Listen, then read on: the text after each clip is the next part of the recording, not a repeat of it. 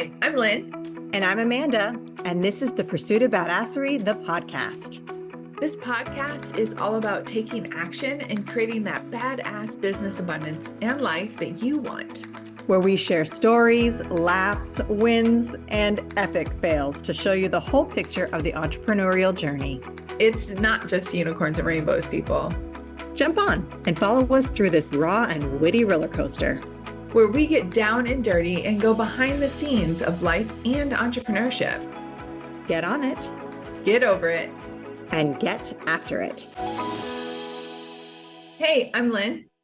And I'm Amanda. Welcome to the Pursuit of Badasserie, the podcast. Today, we are talking about something that is not everybody's favorite topic when it comes to sales. However, Lynn and I love it and use it in every facet of our business all the time. I think since the beginning of time and in various degrees. So we are talking today about sales scripts. Woohoo! Yes. Sales scripts. It's an interesting topic to talk about. And I'd love to hear your comments, by the way. So Amanda and I, we love comments, but put your comments in the comment section or send us a DM if you're not on a platform that allows you to make comments, because really, with scripts, it's so controversial, right? There are people who completely hate it, don't understand it, feel that they're going to sound a certain way. And then there are people like us who understand the benefit of it. And you definitely have some kind of wide range of feeling around scripts. I know my love for scripts was actually birthed out of being a telemarketer and having that script and having the backbone and the understanding of the rinse repeat effect. Because you can change it in your personality, even in telemarketing, in your voice and different things like that. And I know we'll get into tips, but I think that's where mine was birthed out of. How about you? I actually first hated sales scripts through telemarketing. And it was because I had even though I was trying to make money, and I readily admit this was a block that I had when I was starting sales, is that I didn't want to be that salesperson. We all know what we're talking about, who calls at 5:01 the second somebody comes home from work, interrupts dinner to sell you a weight loss pill or whatever they're trying to sell you. So I am aware of that connotation of telemarketing sales. And when I first got into that style of work, I really pushed back and resisted the script for way longer than I needed to, because I knew that it was my job to say the script. And I was I'm not going to say, I'm going to be the one person who gets all the sales without using the script. And I thought that was going to be me. That is not what happened. I eventually caved and understood that the script is not your enemy. Being inauthentic is your enemy. And as long as you believe in the product and have product conviction, that is what's important, not necessarily what the script says. And so following a script eventually became this easy way to really have this bullet pointed out design of what I was supposed to cover to benefit them, not necessarily just so I could hit my numbers, which yes, I also did that. However, it was so that I could remember in the moment some bullet points to discuss, things to bring up, when to bring them up. And it really did push my sales game way further once I embraced the purpose and what the real reason and then the design behind sales scripts is. It's not just be a robot, read the script, and then take everybody's money. That isn't what a sales script is. It's not. Let's get rid of that. Yeah, not at all. So if that's a myth that you have or a belief that you have, please get rid of that. And we're going to talk about that in a second of really what it is. And actually listening to you speak, I take back what I said when I first fell in love with, because the telemarketing came later. It was actually Cutco cutlery, because even when they were teaching us the presentation of the knives and stuff, technically it was kind of a script. It was a process. And I think that's what really made me fall in love. And it's funny listening to, of course, you didn't want to follow the herd. You were not that person to be put in a box. That cracks me up. Okay, so let's talk about some myths first, and then let's talk about what is the other side of that. So one of the myths we know is that people feel like, it's more controlling. It's more, you sound like a robot. It's, what would be another myth about that script? it's disingenuous, that you don't believe what you're saying, that you have no connection to that script, and you don't care about the outcome of the script unless it leads in dollar signs. Yeah, absolutely. I also believe one myth that we can go over too is like they think that it's designed just to sell. And that's not absolutely true either. So let's kind of break those down. First of all, and Amanda touched on this, the whole disingenuous and that kind of feeling of like it just not being you, and like kind of being just this like, sleazy salesperson in the background. And that's not true. Scripts are, especially for companies that have put in the work, right? So companies that do this all the time, that use scripts, they have a proven script that will give you the actual fundamentals to be able to deliver. And it's more in the disingenuous like feeling, in my opinion, or how you can counter that is because it should still feel like you, even though you're using somebody else's words. There's lots, typically in those big companies, or in those companies, and even for you, for all the solopreneurs listening, like once you find a script that works, it gives you, it's not just for the client, it's actually for you too, to give you the support and kind of that anchor and that structure and that rinse and repeat, so that way you don't have to think so hard and you can actually focus on the most meaningful parts. It gives you the ability to have the freedom of yourself and your personality within it. Same with like those boiler room type of like companies with those scripts. You still can, and this is actually, if you watch movies all the time and you see these like quota base, which both Amanda and I were quota base in different parts of our sales careers. And with the scripts, you see these people like going through smiling and dialing, doing all this. And the people who typically make the most sales are two reasons. One, they are truly smiling and dialing. They're picking up that phone, hanging it up, dialing it again. Like they're going, because it is a numbers game in some aspects, but they also make it themselves. Like they are bringing charisma. They're building that quick rapport. They're like having those conversations. Now, I'm not saying all of them are doing it properly, because some back in the 90s, they were definitely old school, not very truthful. However, you can do that and still be truthful. Yes. And I always think of this, well, I don't always, but recently I've been on this like rerun kick of the show The Office, which I love that show. I just have it in the background sometimes when I'm working late at night, need something to keep me awake. And there's an episode where Michael Scott, the main salesman on this show, takes a side job doing telemarketing, and he has to read the script, and he gets off script the entire time. I mean, it's clearly meant to be like a super sleazy, underhanded, like not a place you'd want to work. And there's this salesman who's known to be a great salesman and can't follow the script, can't do it right. But you see, even in that example, the guy sitting next to him, who's a perfectly nice guy, does read the script, continually hits his numbers every day. And it's not that he's not doing the job. It's just that Michael's completely going off script, getting on these tangents and never actually making the pitch and never actually selling, because that happens so easily. You start talking when you're talking on a sales call, for instance. It's so easy to get off topic, which is why sales scripts are so good, because it can get you back on topic and back into that frame of mind, because it is easy to go off on a tangent and be like, oh yeah, tell me more about your son's, graduation and your cat or whatever.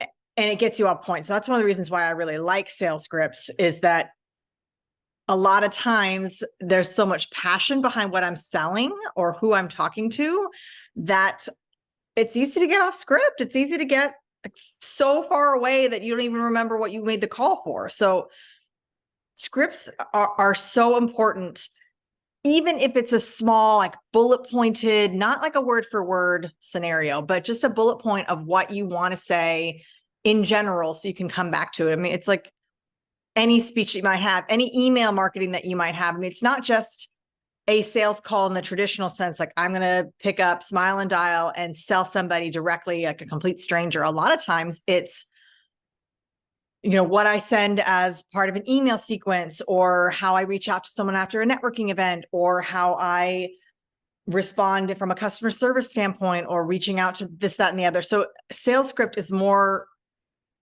much more involved to it than simply this like cold calling ideal. Like it's not always cold calling. No, absolutely. And it isn't cold calling. Sales script is a completely independent part. And I love that you brought that up, because I think that that's automatically where somebody's mind goes to when they think of script as well, is that it's this like cold calling kind of mechanism. No, sales scripts can be used exactly what you said all throughout your sales process. And one thing that I was thinking when you were talking is, if the phrase sales script bothers you so much, think of it as a sales conversation template. Think of it as a template versus a script, because, and Amanda and I, it is part of our behavioral style. We think in bullet points, we speak in bullet points. So having a script in a bullet point format for me really works. I don't want a lot of words. Sometimes I only need one word, so I know what that next point is. And once you actually have that scripted out in your sales scripts, your sales conversations, the more you practice, the more just kind of free flows. You're going through them. And I do want to back up. When I'm working with clients, and I'm sure Amanda's experienced this too, like, people are like, oh, we don't have a sales process. Well, you do, you just don't know it. Oh, we don't have sales scripts. Well, you probably do, but you just don't know it. So you have some of the basics typically of the points that you want to cover. And if this helps, if you have a good memory, the best way to kind of like review this is look at the successful conversions that you've had. So from prospect to customer, and just try to remember like all the points, what went well, like what was the conversation. If you think of the sales conversation that you had, what are those points that are common links? And if you can do 10, like that gives you like the most common links with the conversations. And this will help you start to develop your own personalized sales script or sales template, conversation template, without feeling like you're starting from scratch, because you're already doing some of the stuff. The reason why the script is beautiful is because everything that Amanda said, but also it's a rinse and repeat. And this gives you the ability to sink into your comfortability in having that sales conversation, because most people, it's not like further down the line until they have to ask for the sale. It's the start and the ask is usually the two most sticky points in someone's sales process. And so that sales script will really can give you the confidence, because it is like, it's something that's familiar to you. So the more you practice that, the more that you're going to be able to kind of flow through that naturally, which again, like to Amanda's point earlier, will allow you and help you to be able to add in your own personality, that transparency, the authenticity, and you build upon that. You really make that yours. But this is a point, because a lot of times too, people are saying, oh, they're not going all the way to close, or I'm signing the wrong people, or this is my favorite. This client is now asking for XYZ, but our agreement was Y. And so a lot of times that's in the sales process. As soon as they start making contact with us, we're training them how to treat us and vice versa. And so the sales script is just as much for the client as it is for you, and vice versa. Yeah. And to touch on one of the points that you said earlier about the rinse and repeat, another brilliant thing about sales scripts is this is such a great way to train your people. Oh, absolutely. For my solopreneurs out there, I know right now you might be thinking it's just me. You want to control everything in your business, but creating these scripts now while you have the passion and that knowledge can really help trickle down. Once you do have the ability to then hire somebody, you can hand off those scripts because it's already pre-done. You already have it all mapped out for them. And then they'll just insert their own little personality and style into them as well. But the bullet points are there already. So you're really setting yourself up to delegate these tasks in the future. Particularly, let's say, eventually most businesses, you want to get to the point where you have a sales manager, where somebody's job is to take over sales for you. You are the owner. Like your job shouldn't be, I mean, your job is sales as well. And you have a lot of other things to do too. So ideally, you want to be outsourcing some of that work. And if not completely outsourcing it, at least getting some help. And that is something that a sales script can really help you do. It can help you to delegate that in the future in a much more seamless way and convey the important parts of what your business does in a format that everybody can understand and that you can have, written out in a little binder, that training manual for your people. So those sales scripts can really translate into things like a training manual that you can pass down and then give to somebody, and then hire somebody, and then that person then hires other people below them, so that are no longer training. You've hired somebody to train, and you gave them that information in the form of a sales script. Absolutely. Another thing too, and I love that actually, I'll never forget the first time I hired a sales rep for my alarm company, because I was the owner and the salesperson, and I loved it. But then I actually started, like, I needed to be really being the owner of the company and no longer the salesperson. I was losing that excitement because I was being pulled in many directions. And so hiring that person and walking through my sales process, I mean, he definitely changed some of it and made some of it his own, but he did really well. And having those points written out and having my own process like mapped out really did help him actually have success quicker as well. And it helped with, it kept my reputation at a high level. Like, we worked very hard to build our reputation. This was in Hawaii. So big island, small community. And so, I mean, it definitely matters in big cities as well, but that is a beautiful thing that you just said. And another thing I want to add is, like, it's not just about the script, is like all throughout. Amanda mentioned about networking as well. So think of them as little templates, even bullet pointed templates, for each of these different places, like your initial sales conversation, maybe if you have a second sales conversation, your follow-up conversation. And by the way, this is something Amanda and I talk about a lot too, is like in the emails of like any written communication that you might have in your sales process or outside of it, have that templated. Like the networking event, if you are following up with everybody via email, you should have an email template already saved in your documents. So, and because that's part of your sales. And when you actually map everything out and have all of your sales scripts, and you can look at them all at a whole, at least this is what we would suggest. Once you have it mapped out, then you can look at it and make sure the language, everything is like cohesive, because that's another thing that we find is like, it's kind of hodgepodge and it doesn't flow. So when you have those like start, stop, or the lack of cohesiveness and like even like the language that you're using in your scripts, in your process, like in your emails and different things like that, it prevents the potential prospect from purchasing easier than if everything was cohesive and mapped out properly.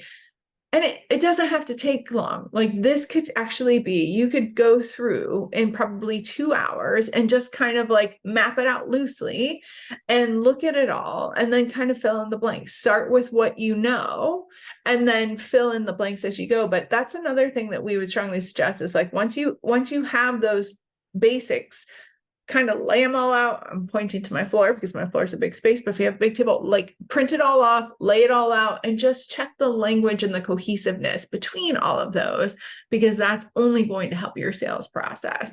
And I reflect back to like Cutco Cutlery and like what they taught us, and even like the language they taught us to use. And this was really my first introduction into sales. And writing our last book and doing these podcasts on sales and these master courses and things like that, like it's been seated in my mind a lot. So I've been reviewing it, and it's just beautiful how they did that, how they wove everything together.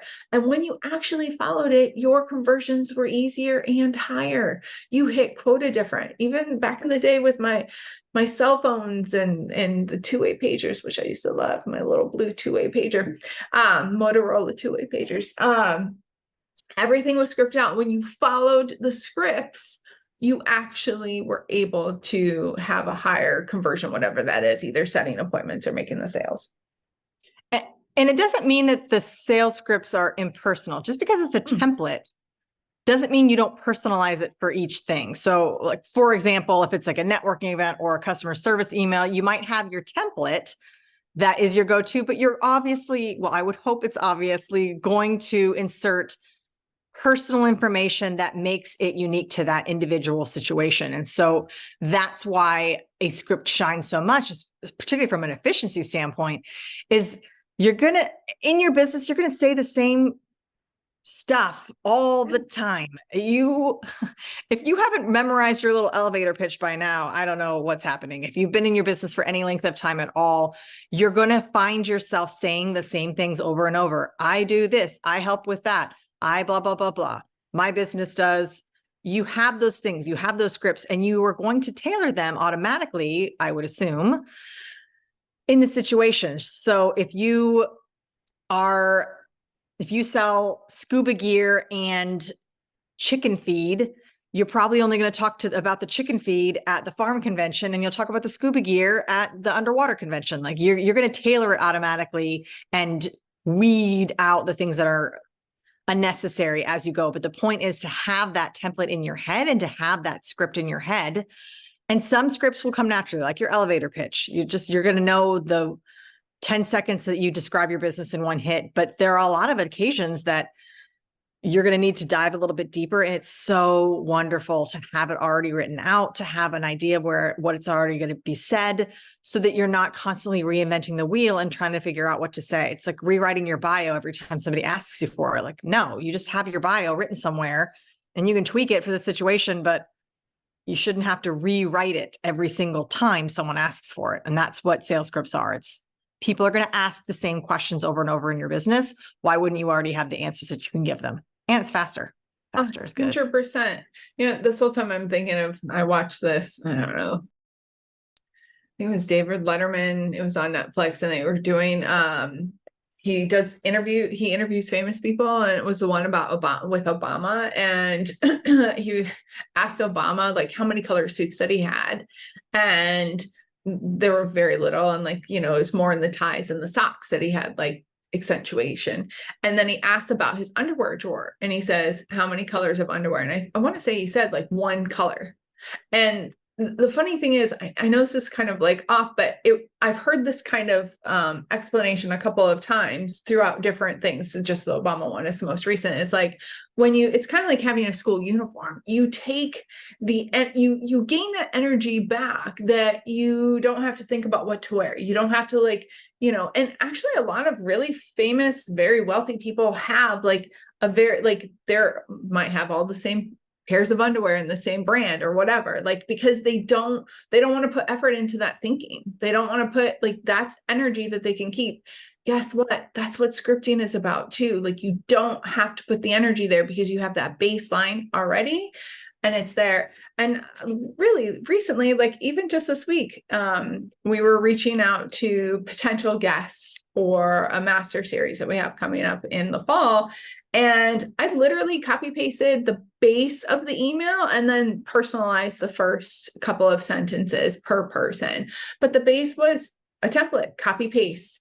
And it saved me so much time and energy. It was incredible. And you know what, even if they did know that I was sending the same email to everybody, I'm asking the same question anyway, but I'm still personalizing. And then my communication after that would be more personalized, right? Because I'm actually responding to their questions. But save yourself time, save yourself headache, bullet point out or write out your scripts, however it is for you.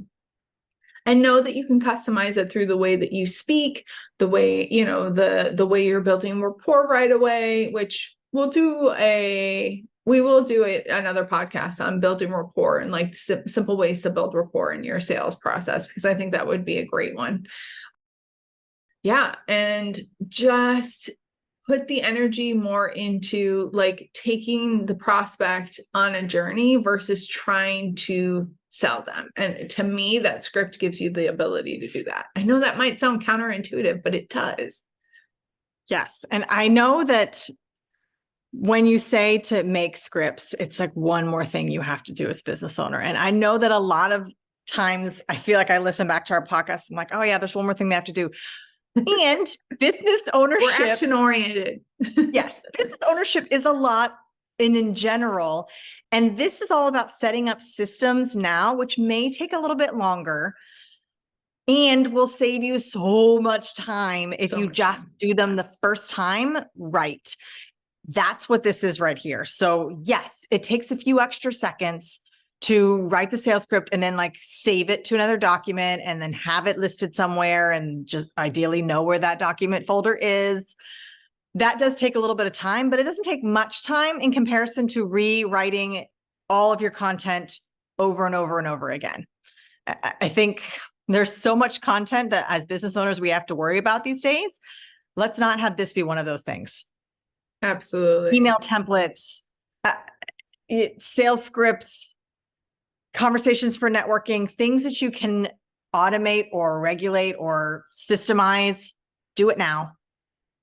The best time to do it was before you even started, really. Like yesterday was the best time to do it, but now is a good time too. So our action items today were be to at least get one sales script written, stored away. I don't care if it's for an email template. I don't care if it's for a cold call. I don't care what sales script it is, but my action item for you guys this week is to do at least one sales script, write it down, craft it out, make it yours, and then save it in a place so you will remember to find it. And then use it when you have the option. The only thing I'll add to that to not give you more homework is progress over perfection. Starting somewhere with what you have right now, because you can always add to it in process. So progress over perfection. Just start off small.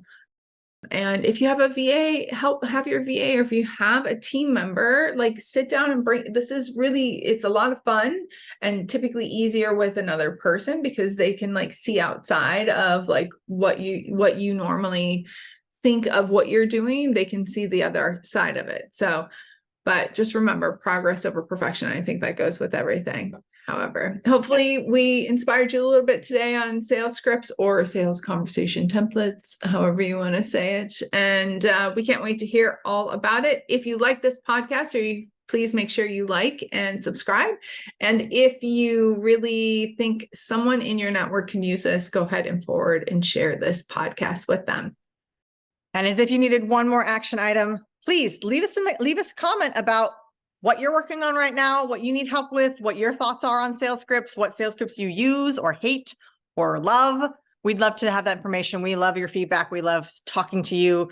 That's why we do what we do. Absolutely. So till next time, get after it. All right, everyone. It's not enough to just listen. Now you've got to put it into action. We are so excited to see what you do next. If you enjoyed our show, please leave us a review on iTunes. And to find out more about what we're doing, visit us at thepursuitofbadasserie.com.